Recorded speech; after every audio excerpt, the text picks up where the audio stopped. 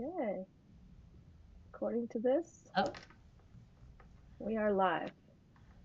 Can you okay. still hear me? I can hear. I'm here. All right. Excellent. Okay, Miss Carolina, tell us your name and where you live, All where right. you are right now, because I know you're going to be hitting the road. So, Well, for right now, I'm Carolina Aponte. I live right outside of Charlotte in North Carolina. It's a small town, USA, Indian Trail. excellent. And how long have you lived in North Carolina? It is exactly 20 years as of last weekend. Oh, wow. Okay, excellent. And before we go to the way background and come forward, tell us what it is that your company does and what you do with Yeah, your business. Yeah. yeah, absolutely. So I am an accountant by trade, although I hold many other positions in life, but that's how I make a living. And I own an accounting firm. It's a boutique style. We specialize in back office support for small businesses, and I provide fractional CFO services to help business owners make smart decisions. Got it. And so when we say fractional, because you'll hear that, right? Fractional CFO, fractional marketing, different things. What does that entail? How does that work? Yeah, absolutely. So, larger corporations have the budgets to pay a chief financial officer on a full-time basis. Hmm. And, a few years ago, we came up with the fractional option, which is for Hmm. smaller businesses to afford the same caliber of financial officer, but at a fraction of the price. So Got people it. will have the ability to sort of hire for either projects or for a period of time while they're, trying to do strategy, or they want to be held accountable for what the goals that they set. And so they hire in a fraction of what the cost would be to hire a full-time person. Got it. And when you started your business, fractional CFO wasn't really something people were doing, right? This is a pivot that you had to make to, got it. Tell me a little bit about that. Like how did you begin the business? What was Yeah, your, yeah, absolutely. So I started my business, 14 years ago or so, providing back office support, and that's bookkeeping. But mainly it was focusing on making sure that small businesses were getting paid because yeah, accounts receivable was one of the things that I uncovered as I was the controller for other organizations. And so I yeah, was like, okay, these small businesses, they could do so much better if the money would come in on time, but yeah, they don't have time to invoice their clients, collect the money because it's just there's not enough hours in the day. So yeah. that's how I started my business. Let me help you organize your accounts receivable so that you can get paid. We'll reconcile the books, and then you can start growing your business. So that was phase one. Hmm. And a few years ago, I was selected to go to the Goldman Sachs 10,000 Small Business Program. And I Yes. don't know if you're familiar with it, people can Google it. But it's an arm, the nonprofit arm of Goldman Sachs, that designed along with Warren Buffett Hmm. and other big players to help small businesses create growth opportunities because Hmm. they understood that local economies can grow and do better if the small business owners are able to create the path for growth. They can hire people, they can retain Hmm. people, they can just create a momentum. And I was the lucky, one of the lucky ones who was selected for the program. Yeah. Out of that program, while we were doing the program, you're paired up with other business owners, and I was the one telling them, here's what you're not seeing on your financial statements. Here's how Right. you need to interpret this information. And they're all looking at me like, that's your growth opportunity. Yep. Yeah. Isn't that amazing? It's like when you find yourself in the right place, it's like, aha. Well, two things. One, to all the business owners that are watching, if you haven't hired a bookkeeper or an accountant or anybody to help you, you got to do it. Even if you feel like you can't afford it. That was the best thing I did, aside from hiring DCA, which we'll give them a shout out for virtual assistants. But like, I think I told you on our other call, I mean, I was just kind of winging it at the beginning, which is fine if you have a hobby or if this is not going to be your career and your business, but Right. at a certain point, having a professional that can come in and see the things that you don't see, right? It's like looking at the numbers and saying, there's something happening here. I don't know what it is, but you got to be able to explain it, right? And I think that that's so important. So that's amazing. Mhm. And I have a lot of clients or colleagues or friends who are just like, well, I'm just not ready for that yet. It's like, get ready because it's Yeah. coming, you know?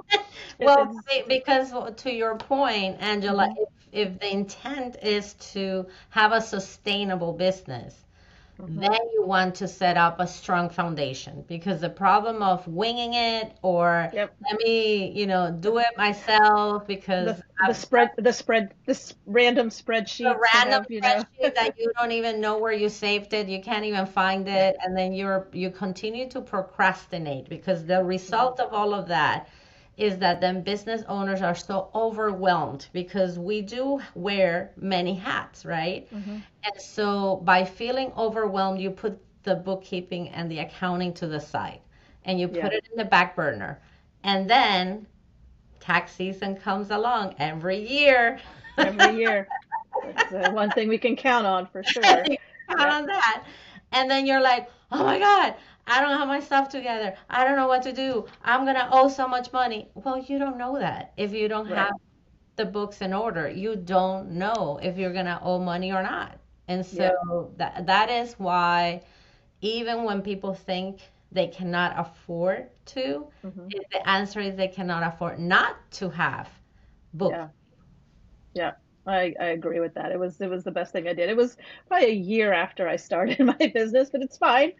It Yeah. worked out. But yeah, I mean, at some point we all have to do that. And just a side note on the 10,000 small businesses, for anybody listening, look that up. I mean, I know I want to say 10 people that have gone through that program. And I didn't meet them all through the same channels. And I just think there's something amazing about it. I think I want to sign up for it. I think it's just so really, and the people that have gone through it have had service businesses, they've had products, they've had lots of different types of Oh yeah, it's industries. it's all ranges, guys. It's all Yeah. ranges, it's all industries. When I attended, which was pre-COVID, which was amazing because we actually it was a national cohort and we hmm nine and we were able to meet together in Boston as hmm a cohort, and I met people from all over the United States that own businesses for 20 years, for 5 years, for 2 years and all kinds of industries. And it was hmm so it was such a learning opportunity to know all of these people and that at the end of the day, we all face similar challenges. Yep. Yep. That's the biggest thing. It's like we think we're in it to get on our own, but really we're in it together. I mean, we're all coming up with the same issues. Mhm. So, if have you always been somebody who's interested in numbers? Because tell me if I'm wrong here, but I feel like especially women who own businesses, a lot of times that's the thing that we turn away from a little bit. Marketing is fun for a lot of people, or other Right. parts of it. Dealing with customers for some people is so fun, but the numbers tend to be the place where people freak out. So I think there was a couple of things that happened in my life. One, Mhm. when I moved to the United States I'm originally from Venezuela, Yep. and I moved at 20 years old. I spoke some English, so I found my first job was as a receptionist for a hmm law firm in Miami. And I am a very active, full of energy individual. So I found myself sitting in this desk waiting for the phone to ring that I wanted to kill myself. Yeah, that doesn't seem like something for you. Not at all, not at all. So as I sat there, and I'm going to date myself, of course, because this was in the early 90s, late 80s, and I told the office, I would look at the office manager, and she was always super busy and Mhm. stressed out, and she would cry and all of these things. And I'm sitting there reading a book, like doing Mhm. nothing. I'm like, can I help you? Is Yeah. there anything that you can give me that I can, help you out with? Mhm. And she gave me the green ledgers, the back in the day before the Mhm. computers, bookkeeping was done on green ledgers. I had all the Yeah. columns going down and the lines across, and you had to add up all the numbers in pencil and erase and do it again until you balance the books. Right. And she gave me that assignment. And I can tell you that the first time that I reconciled to the penny, Hmm. I I had a feeling of euphoria. I was That's so awesome. excited. Yeah. Isn't that so funny? It's like other people are listening to this going, "Oh, Lord, that sounds Right? terrible." But I it's know. amazing. You find that little thing that made you so excited. Yeah, I was so excited. I was like, oh my God, I'll do another month. Can I do another month? Crazy me. Yeah. And so that was the thing that sparked the interest in numbers. I hadn't even gone to, I'll be honest, I didn't even have a high school degree at that time, and I was 20. Yeah. Yeah. That's amazing. But it sparked the interest in me that it just led me to think, okay, maybe I can make a career out of Hmm. this because it's fun to me. It sort of felt easy for me. Yeah. And that was one reason. The second reason was I one of the things that has always made me a little bit of a trailblazer is that I don't like anybody controlling me. And Right. I felt like if I had the control of my money, Hmm. nobody could tell me what to do. Yeah. And so the combination of, the passion for this bookkeeping, process Hmm. and the control of my own destiny is what Yeah. led me to become an accountant. That's amazing. And at a pretty young age to kind of figure that out, to say, huh, this is something. And also, I don't want to gloss over, you asked the person, you said, can I help you?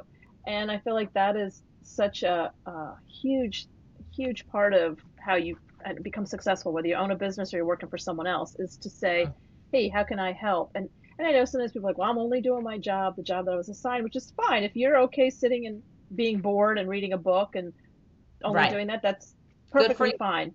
Good for Right. you. But if you want to add skills, add money to the bank account, find different ways that are a little bit more interesting, then asking that simple question, can I help, is so huge. Right. It takes Because you to so many places.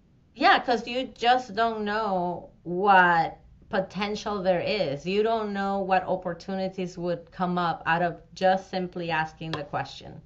Yeah, No, it did for me. absolutely. Yeah. And so from the law firm, did you stay there after that or did you? So, No. well, I stayed there for for a few years, and then Mhm. I started taking class. I took my GED. I started taking classes at night. Awesome. So I started going to community college to work my way towards getting a degree. But I was broke and all of the things, Yeah. right? Yeah. So I Hmm. had to balance between two jobs at a time and whatever, but I was making it happen. And it came to a point where I realized that if I really wanted to expand on the career path for accounting, I needed to be in a different position. So Yeah. in the law firm, there was no opportunities for me to do that. So I left that job and I went to work for actually a small business owner Hmm. who was starting a business. Right. And he needed somebody that spoke the language because he was also from Venezuela and that could help him navigate some of the things as a new business. Yeah. And that's where I learned so many things about setting up a business, right? Yeah. Hmm. And I worked with him for a couple of years, and towards we became friends. His family kind of like adopted me, Right, right. Yeah. That's and amazing. Love it. yeah, Mhm. yeah, it was great. And then he was having he was starting to have some financial challenges, and Mhm. he said to me, I think. I think you need to start looking for a job, not because I don't want you to stay with me, but I think you deserve more. Oh man, that is huge. Yes. That's amazing, right? Yeah. Just to send somebody off that is doing such great work for you is a huge I don't know what they call it. It's leadership. That's really Yeah, good leadership. Hmm. exactly. Yeah, I have mad respect for this person. And he's like, I know you're meant for bigger things. So I think you should start pursuing it. And that's how I ended up at the software company, which Mm-hmm. it was a software developer for law firms, Mm-hmm. accounting packages. Oh, So how do we marry all this? all this together, man. How did you fix? That's amazing. It all came together like that. It all came together. And the most interesting part of that is that I interview for the accounts payable position Mm-hmm. so that I could get my foot in the door in the accounting department. Right. The person who interviewed me was the founder of this organization, and he used Okay. to be a professor at University of Miami. So when he interviewed me, we had a great interview, whatever, but I was interviewing for the accounts payable position. I was like, okay, great. I get the call back and like they offer me the job. Yeah. I was so excited. I Uh, show up to work and he's introducing me to everybody and he walks me to an office, which I was not expecting to have an office. He right. walked me to an office and he handed me a book this thick. Yeah. And he's like, here's your first assignment. I want you to set up the inventory system Wow. for us. Okay. And I was Okay. like, wait, what? That's Excuse me. accounts That's payable? right. Right. Paying bills? Yeah. What? Yeah. So he closes the door, he leaves me and closes the door, and I start crying because I'm like, I don't know anything about inventory. Right. Right. What in the heck am I gonna do now? And this book is this big, and what am I supposed to do? And how do I set this up? Right. So, after the panic attack, I was like, First the first the panic attack and then and then yeah. I'm like, okay, hold on. Okay, so I guess I have to do this because if I don't do it, I don't have a job. Right. Right. So I cannot not have a job. So Right. I guess I'm gonna learn how to do inventory. And so how did you start? Like what did you get to go ask somebody or did you, I didn't know anybody in that we company. didn't we didn't have Google, did we yet? No, there was no Google. There was no Google. Yep. I didn't know anybody in that company, and also I was the only Latina, Hmm. in the company, and I was like, well, I'm alone in this. Like, I'm gonna have to either make it or break it. And I Yeah. just took that book and I was like, I'm gonna figure this out. Long story short, I did it.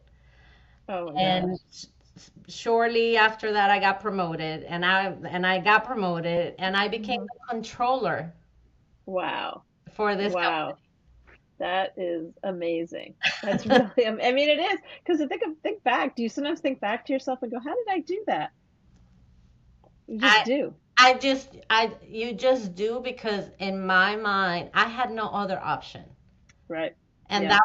I think a lot of times when I speak to the younger generation, Hmm. it feels like they have so many options that they don't feel that sense of urgency to Hmm. get something done. And Right. that's where I was. I was an immigrant. I was a minority in this, Hmm. industry, and I didn't have any support from anybody, so I just had to make it happen for myself. Yeah. And I was given this challenge, and I was like, I guess I'm doing it. Yeah. Yeah. And and if you think about it, you learned inventory on your own, and that's an important part of being the CFO or the controller is understanding that. And so maybe if you're not doing it day to day, being able to understand this, you can talk to the people who are selling the product or buying the product. You can at least, it's almost like you have like a secret weapon because you understand a piece of this that might not have been part of your job. No, You I know what I'm don't, saying? not at all. And it helped me understand workflow. Yes. Yep. And to me, that's been like one of my aces under the sleeve is like, Mhm. ha, I know Yep. how all this thing are supposed to flow and what Right. works with what because of that sort of early lessons that I had to learn on my own. And also giving credit to the person who hired me Yeah. because he saw something in me that I didn't even know I was Yeah. capable of doing. Yeah. Isn't that something? I mean, it usually takes somebody else kind of giving you that challenge without even saying it. It's just, I see something here. Yeah. Um, do you find that you like that that's helped you in the business that you have now in the sense of like, I have to make it work.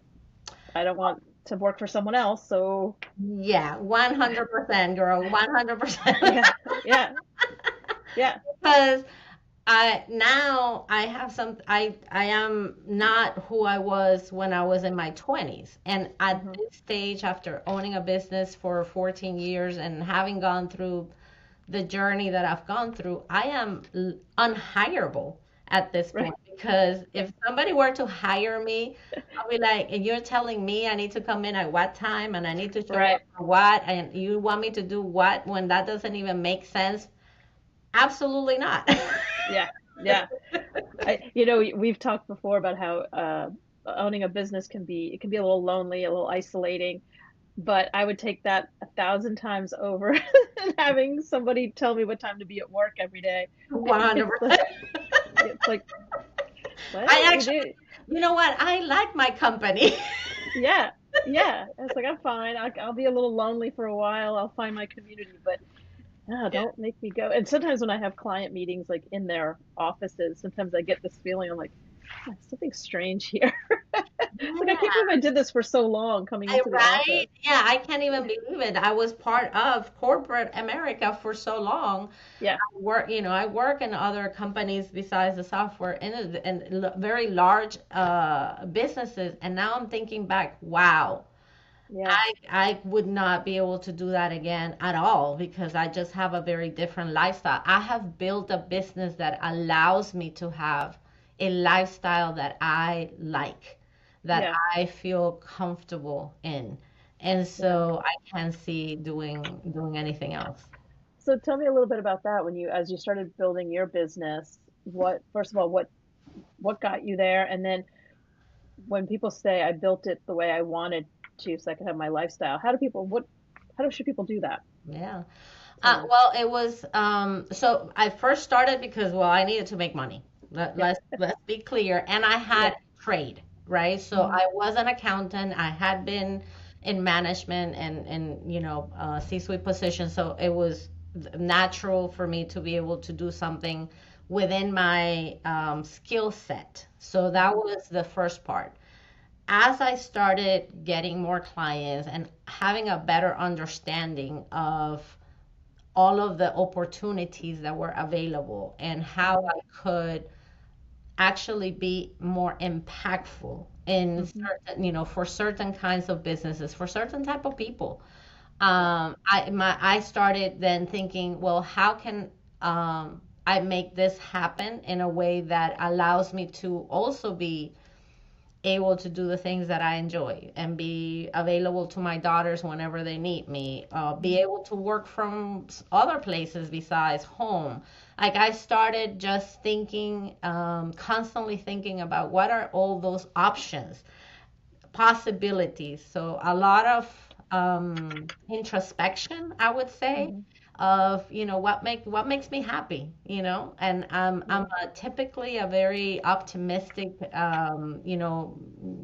I get up and I'm never upset when I get up. Yeah. I don't understand people who get up mad. Why you just woke up? Why are you in a bad mood? I asked that one of my daughters. Yeah. Yeah. I I don't love understand. it.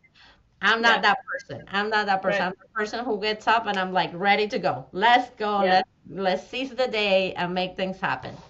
Yeah. So part of that was, just walking in by myself and meditating and Hmm. trying to think, what is it that I really, really enjoy? And, kind of like going through that discovery of like, I really enjoy being in front of a client and Hmm. helping uncover things for them that they had no Yeah. idea that was possible.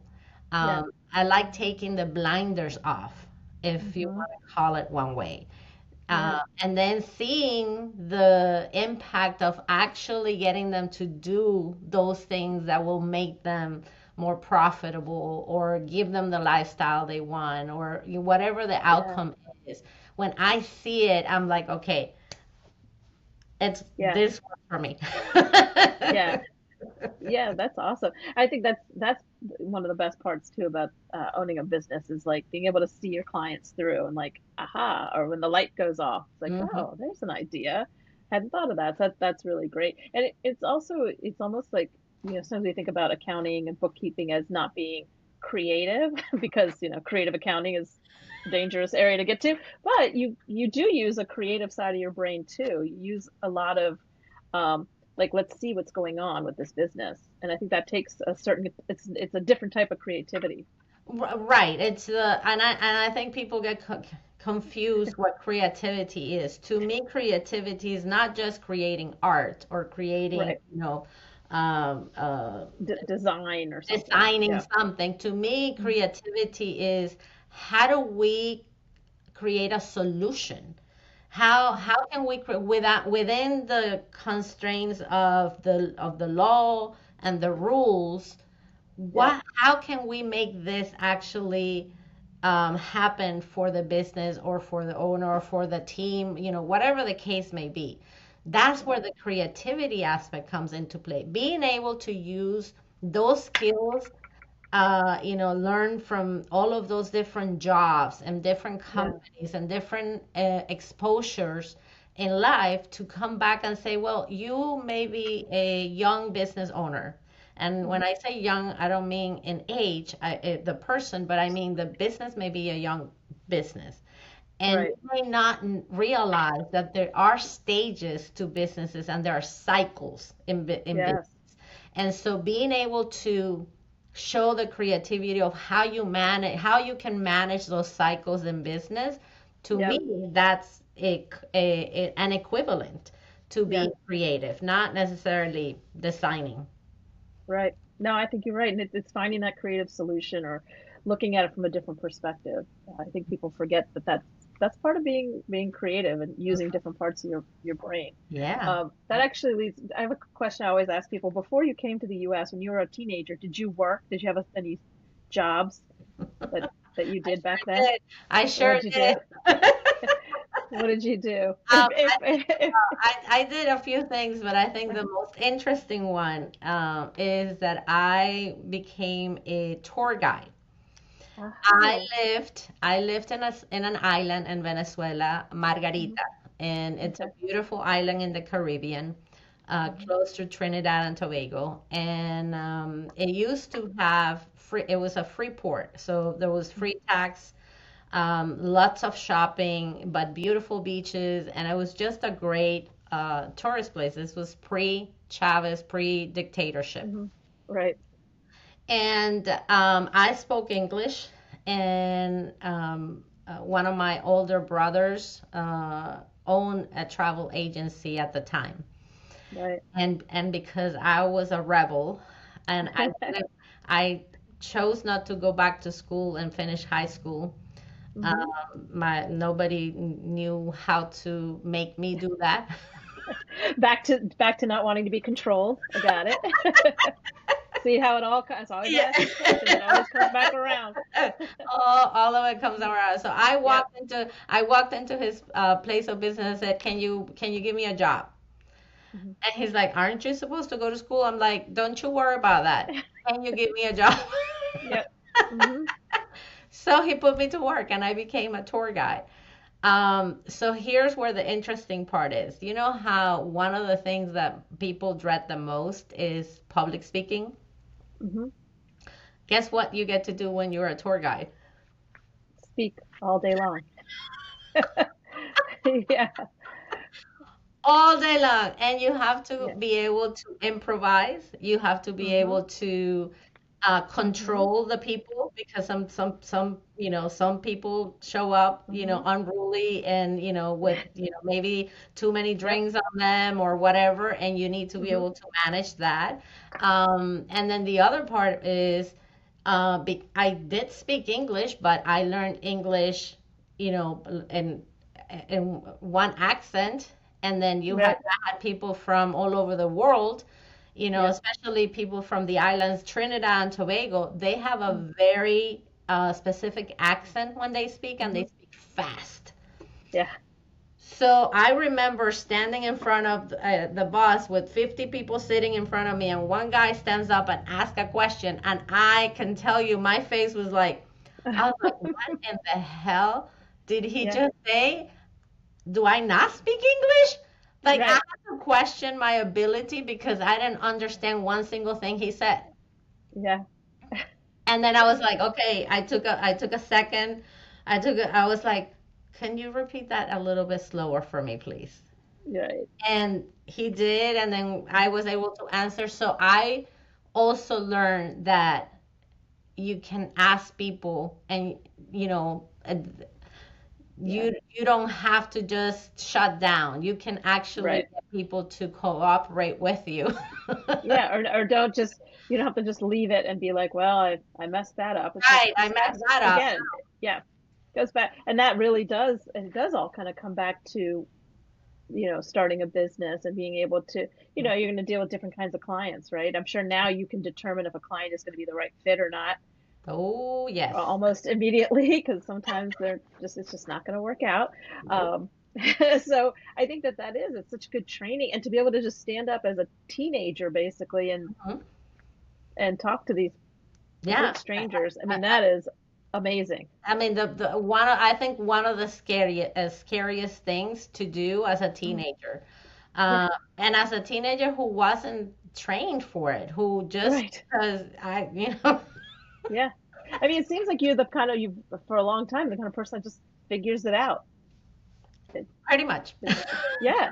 I mean, I feel like that's like an underrated skill. It's like, I don't know, I'm just gonna figure it out. I've had people say, well, how do you know how to do that? I'm like, I don't know, I just kind of learned it.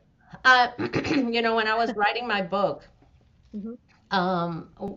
one of the things that kept coming back to me was resourceful. And I wrote a Hmm. chapter about it because that's how I identify myself is as a Yeah. resourceful individual. I may Yeah. not have all the money. It's okay. I still can make it happen. I may not Hmm. have all the answers. It's okay. I know a lot of people. I may not know, the code of, in the software, but I know how to talk to a developer. Right. So along the way, just being that resourceful individual is what allowed me to do all the things that I've done in life and as a business owner, especially as a business owner. Yeah. When you start out and you don't necessarily have all the money to do the marketing or to do all the things that you should be doing for your business, I just Hmm. became very resourceful. Yeah. Yeah. And then you build that community around you that is there to help. Yeah. Wh- What, okay, so, and I don't want to cheat because I listened to your podcast and we'll talk about your podcast too, but you all asked a lot of business owners just different questions. So what, maybe from that or just through your 14 years of experience, like what are the top two or three things that you tell business owners as they're on this path? Like what are the words of wisdom that you like to give? Um, are you happy doing what you're doing? That is such a good question. Good Lord. Why don't we ever ask that? Right? Like we're so used to people just being like, oh, it's a job or it's work or whatever, but are you happy doing it? Are you happy doing what you're doing? And if you had a magic wand, what would you change? Hmm. Yeah. Because when you understand those two things, Hmm. then you can design how the rest of your journey in business can be. Yeah. Or if it's time to let that one business go. If this Yeah. and here, it's not necessarily that you stop being an entrepreneur. It Hmm. may be that this is not the business for you. Right. And you Yeah. may be doing a disservice to yourself by sticking to this one business Hmm. when you could be doing something very different and make more money or be happier and Right. still be an entrepreneur. Yeah. I think sometimes we get like a dog on the bone. We're like, this is the business I started. It's going to be exactly like this. And Right. really, you got to keep your eyes open to there's might be something else, Right. or you have, I always hate to overuse that word pivot, but that's the thing, right? It's time to say, there's something not working here. And I always tell my clients, like every 6 months or so, you might want to ask these not these I'm going to add these questions, but asking yourself, like, is this still working? Is this still Yeah. the thing that Yeah. I Uh, intended it to be? yeah, because the fact of the matter is that, we change every day because Hmm. we learn something new, because we experience something. We change every single day. And because we change, businesses change, communities change, the Hmm. country changes. Hmm. And so if you are stuck in doing the same thing the same way, Yeah. you'll never get a different outcome. And that means you're not necessarily happy with it. Right. Yeah. And I to mean, me, yeah. the Go ahead. ultimate goal for me, I believe, for anybody is if you're going to start something, whether you're starting a business or you're starting a career working for somebody else, let it be something that you're passionate about and that you get up in the morning excited to do it. Yeah. Yeah.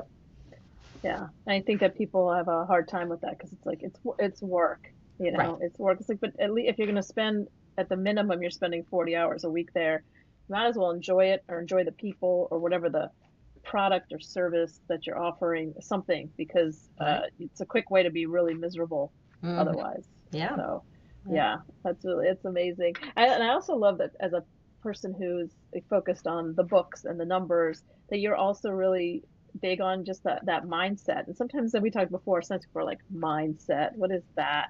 And it comes across as very, woo woo or whatever. But I think it's important because if you're going to go into it, you ask the question, are you happy? If you're going to go into it and be like miserable, pretty much the results are going to be miserable. Right. So yeah, it is a mindset. Up 100% it's a mindset. It's a mindset of whether it's growth mindset, whether it's an abundant mindset, whether it's a resilient, whatever that thing is, it is Mhm. up to you. We do have control over how we decide to act and Mhm. to respond to things in life. Yep. So it is absolutely regardless of the numbers. Now, when you have a growth mindset and an abundance mindset, guess what happens? Money is not an object. Mhm. Money is just a result of the things that you do, and it's a tool. So it's Yep. not, so that's why I asked, are you happy in what you're doing? Because if you're not happy, then you have this barrier of how you look at numbers, how you make Mhm. decisions about numbers, how Yep. you miss opportunities because Mhm. you are not open to the growth. So the mindset is the start of everything in my point of view. That's why I Mhm. try to do when somebody wants to hire me for fractional CFO, we start with a strategic session. Yeah. And that Yep. strategic session is designed that to uncover not just the business, but the Mhm. person behind the business. Yeah. Yeah. How are they running this business? How are they thinking about it and Right. Why do approaching you it? why do you Mhm. think you haven't been able to do, from here to there? Why do you think the obstacles are? And oftentimes the things that people think are the obstacles are not. Right. Like, what's the example of that? What do you, So or, an example is, well, I can't do it because I don't have the cash flow. mhm. Well, imagine Mhm. if your cash flow were where you think it needs to be in order for you to achieve that. What would that look like? What's that Right. number? Right? And Right. when you start then digging in, you're like, oh, but like I can do it now. Right. Yeah. I mean, it's like sometimes you just have to like open up the curtain for them and be like, let me give you a little peek into what you haven't been seeing. Yeah, Yeah. I That's it. 100%. I mean, I had a client who walked 20 years in business and said, I think I need to go bankrupt. I was like, whoa. Wow. Those That's are a, those are big words. Okay, Yeah. take it. Hold on. Let's take a breathe and let's look Yeah. under the curtain and see what you have. And at the end of the session, she was like, "I love you. I'm not going bankrupt. I'm ready to do the next thing." Yeah. She needed that moment of panic to say, there's something wrong here. And what can I do? That's amazing. What, so running your business, and I did hit on this fact. So you also have a podcast. Tell us about the podcast. So the podcast is called Breaking Even Better. Hmm. No pun intended, but it's also run with my two co-hosts, Brenda Harris and Trish Seaman. Brenda owns a staffing in the healthcare industry along with an e-commerce business, and Trish owns a SEO marketing company along with a publishing company and other things. So we are all multi-business owners. Hmm. And we decided to, because we became friends in business, Hmm. and co-clients and collaborators and all of the things. One thing stood out. Yeah. What people really need to hear from our perspective is the raw and the real stories, not the I'm gonna show you how to make $1 million without Right. working ever. Yeah. Just post these 5 downloadables and you'll be on your way to riches. Right. Like, So I'm an accountant. I've uh never seen a client that has made millions of dollars without working. right. And I've been an accountant for 30 years. Yeah. I don't know what to tell you.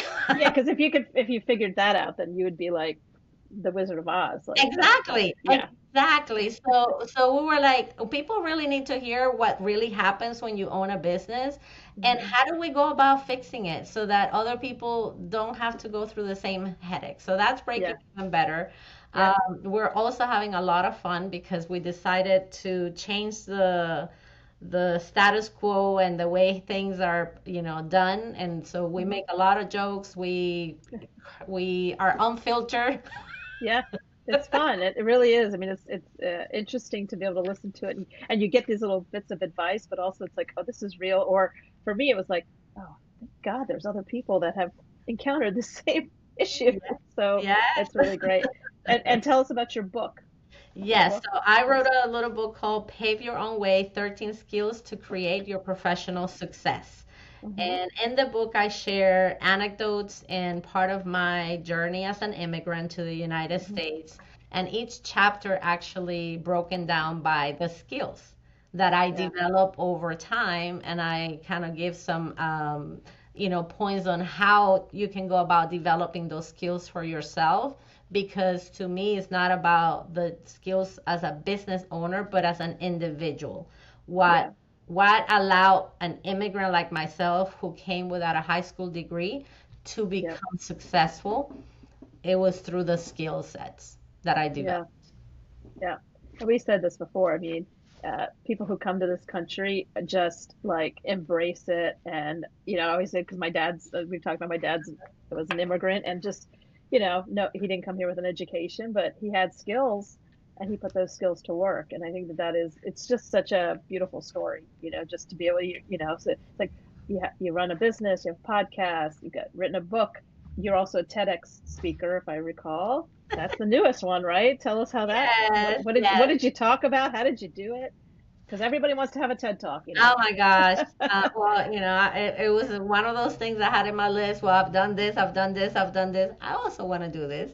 I love public speaking because clearly I did that as a very young individual, right? Yeah. Hmm. But I had never done it in this kind of format. So Hmm. this past month, I became officially a TEDx speaker with my talk. It's called Bridging the Divide. Are we Hmm. getting connection all wrong? Hmm. And I kind of share my part of my story, Hmm. um, on how we need to look at people beyond the surface.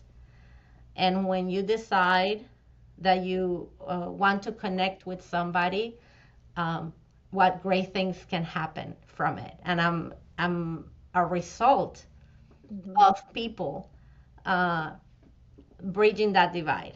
I'm a Yeah. result of people saying, this is not a liability. This is actually an opportunity. And so that's what the talk is about. And I think it's an important talk, especially given the current Hmm.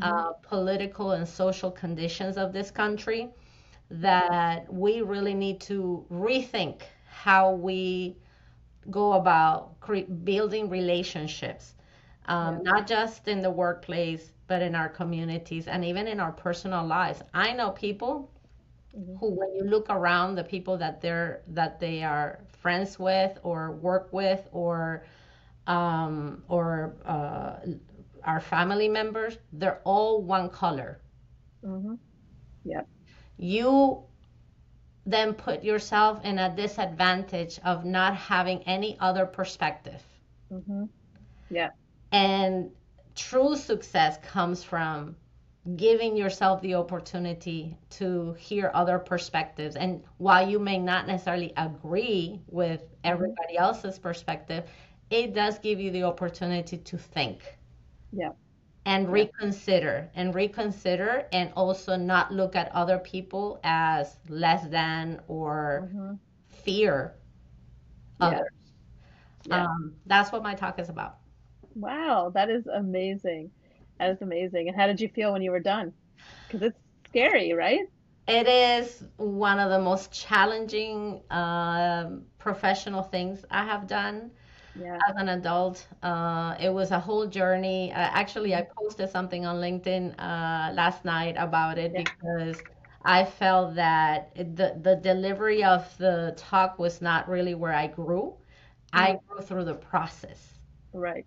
Uh, The process from saying that's one of my goals to writing the presentation to putting it all together. That's a yeah, so from having the audacity to submit my interview, hmm to writing, rewriting, um, rehearsing, and getting the feedback from the coaches as hmm to how this talk could be more impactful. right. And so just that whole process was where the growth for me really came from. The delivery was euphoric. Yeah. So I had to go to a corner then and cry. Yeah. Yeah. I mean, the delivery was like the icing on the cake. It's Yeah, like, this is, yeah, I yeah, did all the work and now yeah. here I am. That's awesome. Congratulations. Because that's a lot of people have that goal or that. And again, we've talked about this, like that thing that is, we think is out of reach. And that's why I call this on the front burner, because it's like Yeah, we put all that stuff on the back burner. It's like, well, when I get, when I'm this, when I'm that. And it's like, if that's the thing you really want to do, then go for it. take, go for it. Take Go those steps and do it. Yeah. Yeah, go for it because the journey is with the where the joy really is, and all the people that I met Hmm. in the process. Yeah. All of the thinking I had to do about, Hmm. all of the emotions I had to actually expose myself to because Yep. it is personal. Unlike other talks that are about concepts or Right. this was a very personal talk because it was about my journey. Yeah. So all of that, and I encourage people who have a dream like this Hmm. to just try it. Yeah. And guess what? If even if you are not selected when you first apply Yeah. to another one, Right. because your opportunity will come. I applied to one before and I was Yeah. not selected, Yeah. but Yeah. this was my talk. Yeah. That's amazing. That's great. That is so, I mean, and I think people watching too, it's like, that's why I like to do this. It's like everyone's got a story. Because I'm like, I don't have anything to say. I don't have a story. I don't have the, and it's like, you do. You Everybody. do. Yeah, Definitely. So everybody. this is amazing. All right, we're winding down. So I have a couple of last things. So for you personally, when you have those challenging work days, yeah, I'm happy in the work I do, but some days it just stinks. What do you do? How do you get back to the happy person you were in the morning when you woke up? What do I do? I disconnect myself from social media, from everybody. I disconnect, I unplug, and I typically try to go to the creative side, which is I do watercolor paintings. Oh, awesome. And That's great. so that gives me a sense of um, balance in my emotions. Like I'm able to just be creative, and then just tomorrow's gonna be another day, and I can just be creative. That's one of the things that I do, or I just go hang out with one of my daughters. Yeah. It always makes me happy. Oh, that's fantastic. They're going to be so happy to know that, to hear that. That's great. And so for people to find you, where would you like them to find you if they Yeah. need to hire a fractional CFO or Yeah, buy a book or so I'm all over the place. Obviously, if anybody's interested in hiring me to speak, do some motivational speaking, be happy to do that. I'm on LinkedIn, Carolina Aponte. You can find me there. I am on Instagram, and it's Carolina Aponte. Mhm. On Instagram, I'm active and I love it. I think it's fun. Um, Yeah.